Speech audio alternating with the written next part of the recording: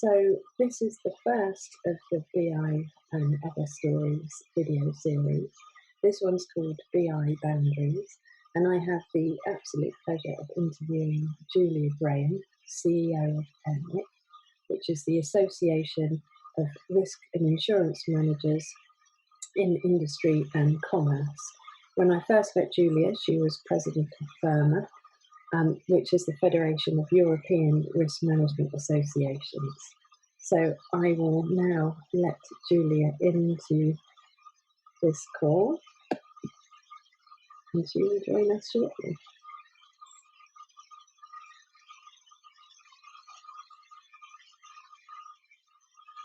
Here she is. Hi there, Julia. Thank you very much for joining me today. Hi there.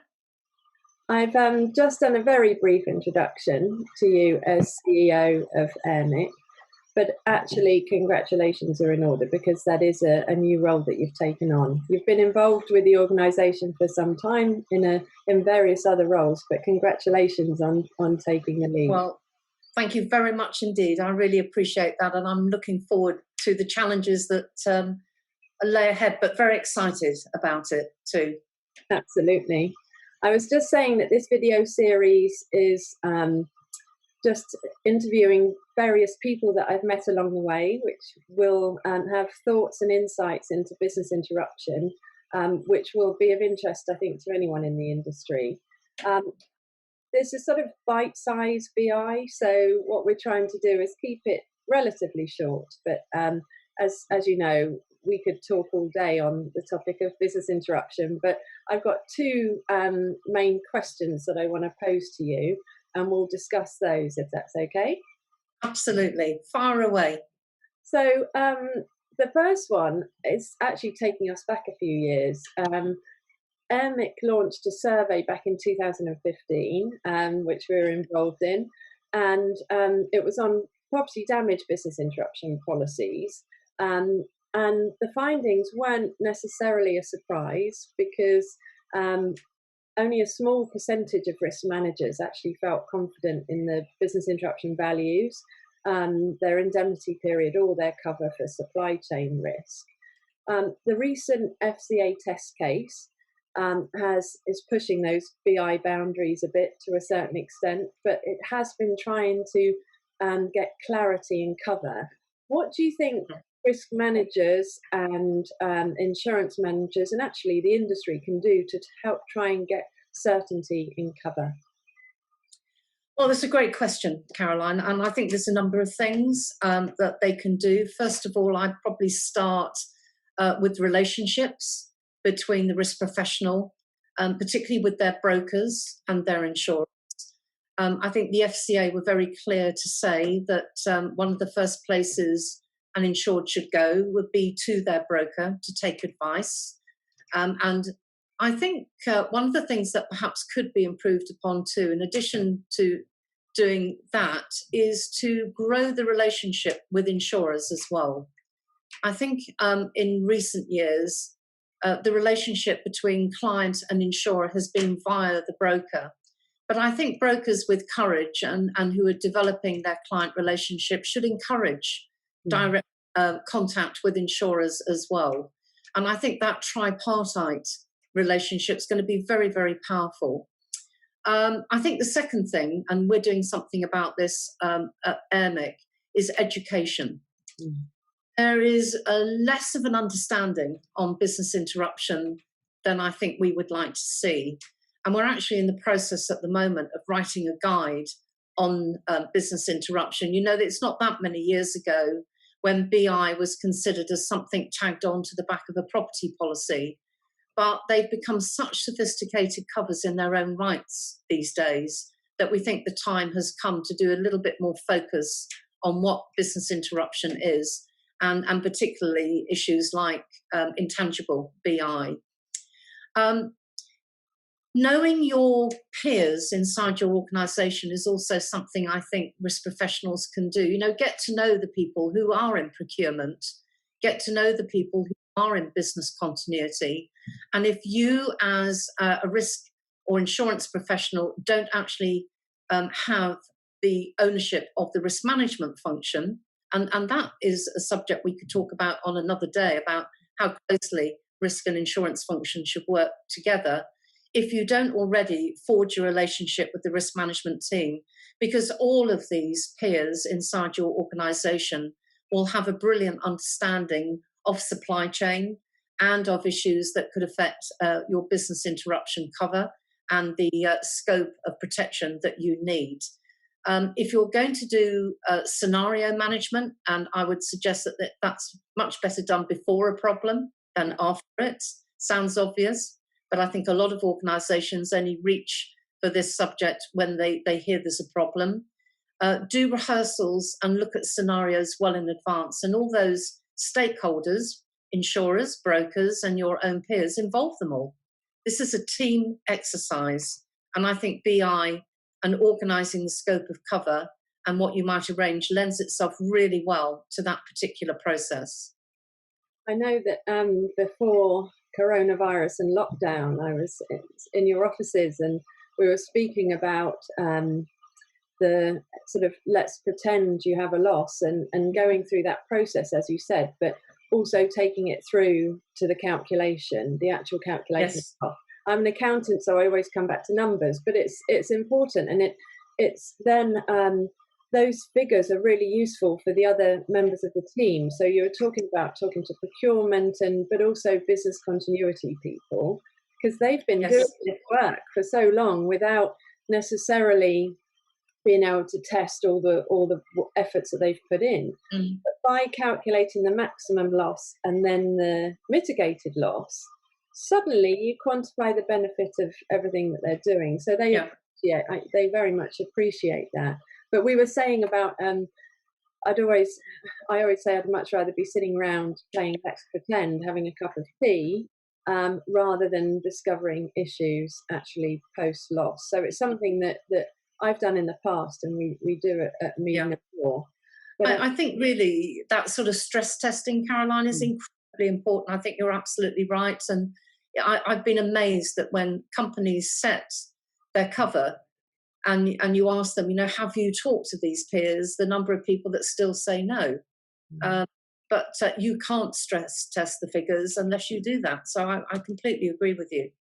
So I always say no strangers, which is back to your relationship point of view, no strangers and no surprises. So, meeting the team, including the claims people. So it's, it's making sure that adjusters, forensic accountants, and the claims team at the insurers, people know who they are, and we can all get together in advance. So I'm sort of smiling at that point, actually, Caroline, because sometimes when I talk to insurers, they don't talk across their teams either, and I think insurers, the development teams or the account managers that talk to the client, I love to see when I have a meeting like that with an insurer or my broker that they bring the claims team with them when there's no claim. Because they're the people who need to engage with you in a time of crises, and getting to know them and getting them to understand your cover. The crisis is not the time to do that. And I do think communication within insurers with the claims team could be improved as well. You'll be pleased to know that at least a few insurers are definitely making an effort with that, and working with one insurer at the moment with the underwriters and the claims teams. And it's something that's I think very important. But who better to go in and talk about potential cover than those who deal with claims and losses every day? We can bring a lot to the table. So very much agree with that.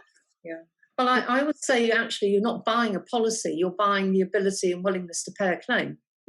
That's the product at the end of the day. It's not that you've got a lovely policy that you can hold up to somebody, although your suppliers and others might be pleased to see that you've got that. But what you're buying is comfort, and that somebody's going to step up and help you when you need them. Someone who used to be the global head of claims at Marsh, actually, he always used to say that claims is where the rubber hits the road. It's definitely talking to the right person, at being a claims person and born in claims. Definitely, it's important to get those claims people involved. I also just wanted to explore a bit more about sort of what's seen as emerging risks, but Airmic has always had its eye on emerging risks, and non-damage business interruption is definitely one of those areas, and it's no stranger to us. We've been talking about it for many years. Coronavirus has, of course, put it high on everyone's agenda.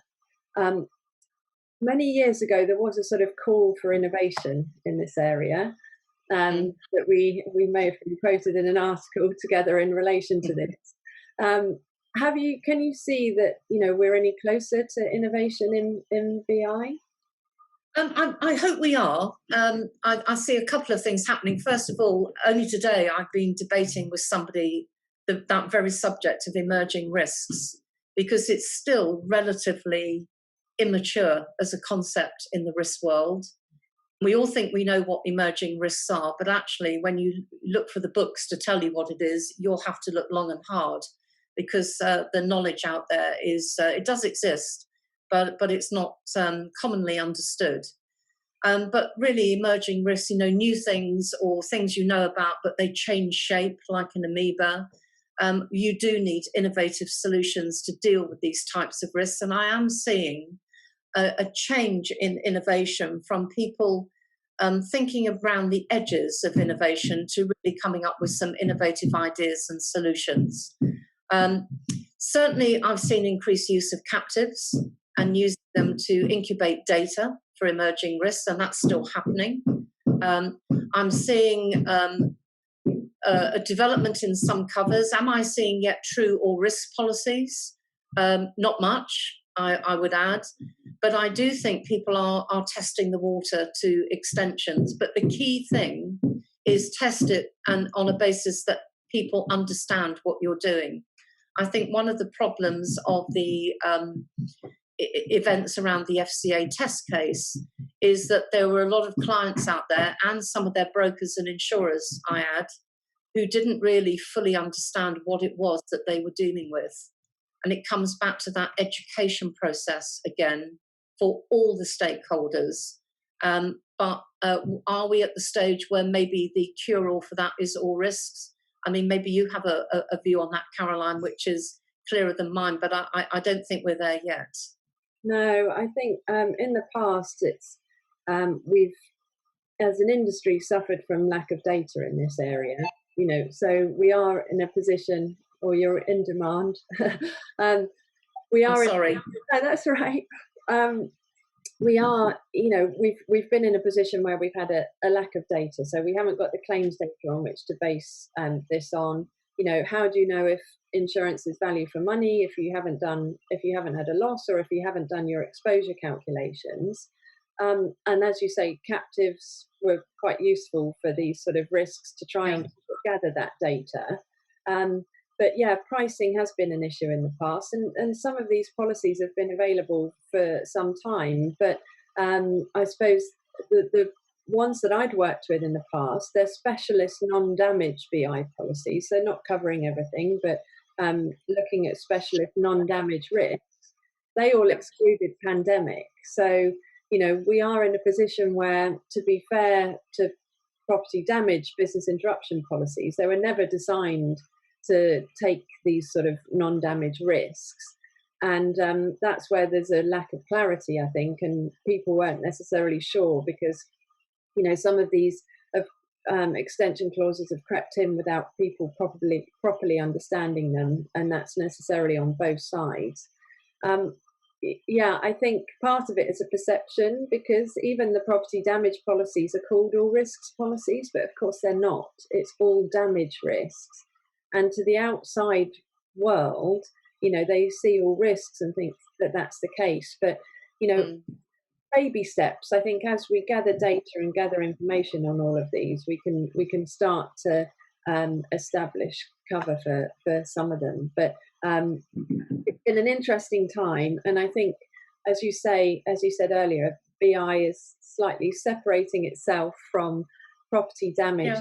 Yeah. definitely deserves its own arena. Agree. But Agree. I wanted to thank you very much for your insight today. And there's lots of other questions that we could pose and lots of other discussions that we could have. But I will stop it there, and maybe we can revisit some of these points in a future interview. But for the time being, thank you ever so much for your time, Julia, and congratulations again on the role. And thank you very much. I hope that this carpet looks good once that guy's finished. Oh, goodness me. I mean, you can't pick them, can you? We all talk about the joys of homeworking, and it's either somebody knocking on the front door, somebody trying to deliver something, somebody fitting a carpet, or ringing my home number, which never happens. Well, I'm hoping to get a phone call. I'm hoping to be disturbed in a minute by the little people with a cup of tea once they're home from school. But send one to me. Well, thank you very much indeed, and I hope to be able to see you in real life soon. Me too. I can't wait. As we approach normality, we're nearly there. Thank you very much indeed, Julia. Thank you. Take care.